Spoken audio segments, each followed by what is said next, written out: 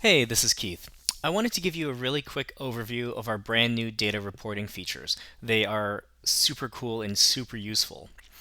So what you're looking at here is essentially a visual depiction of all of the evaluations that I made in the grading app for this particular student's essay. So John Stewart is my fake student for this demo.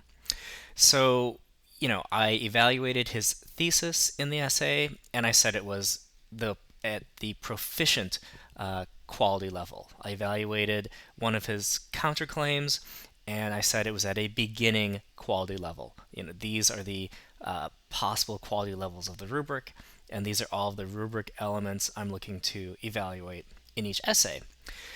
But what's new is that we take your evaluation determination and we're converting it into a numeric value in order to enable some really cool statistical analysis on the back end.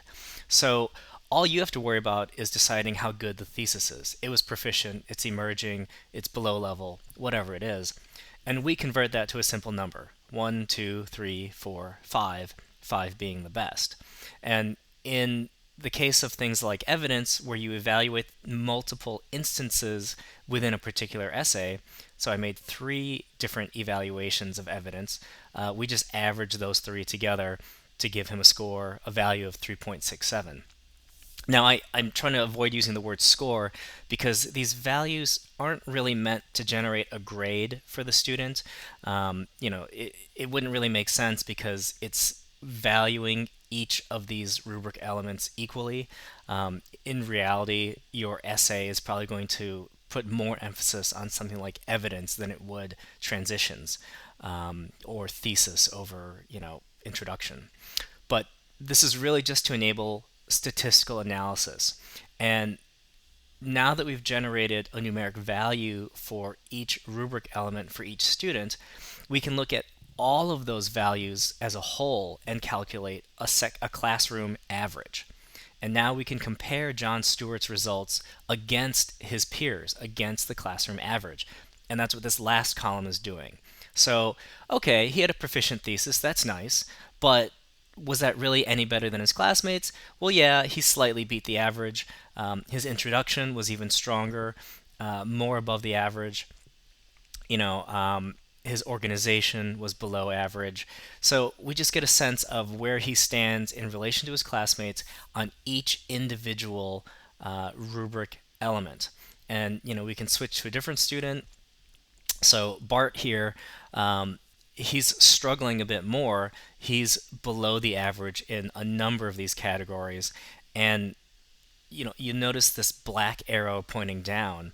That's our indicator to show that not only is he struggling, but he is statistically significantly further behind his peers than anyone else. So he is a statistical outlier for his performance on transitions and links. With this much red in this column, he's behind on so many different skills. It's the down arrow ones that are the most of biggest concern, because that's where he's furthest behind his classmates. So, yeah, he needs to work on his conclusions, but this negative score isn't a statistical outlier. It's within the normal range that you would expect for student performance. It's the down arrows that say, hold on, he's really struggling. He is far, far behind his peers. On a statistical metric. So we do all of that math for you behind the scenes. We're calculating standard deviations and taking into account z values and all this math that you don't need to worry about. The site's going to do it for you, and all you have to look for is, oh no, there's that black down arrow.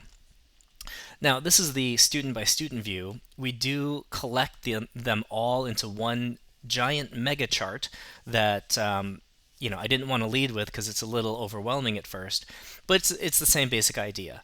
The cells are color coded so you can get a quick glimpse at how they're performing, and it does show those down arrows that you want to pay attention to that indicate the statistical outliers. So, on transitions, Bart's score doesn't seem to leap out. It's not in the red, but it's a statistical outlier because his classmates are so far ahead of him. On transitions, his classmates, for the most part, are doing really well on this skill and are showing nice progress. But for whatever reason, Bart is lagging behind. He's not in the red on this skill, but he's still significantly behind his peers. So that down arrow just gives you something to look for and to focus your remediation efforts. There are also up arrows that show statistically significant outliers on the high side, people who are just killing it relative to their peers. And maybe that's an opportunity to match students up. So if we had any statistical outliers on the high side, maybe we could match them up with Bart to do some work on that skill.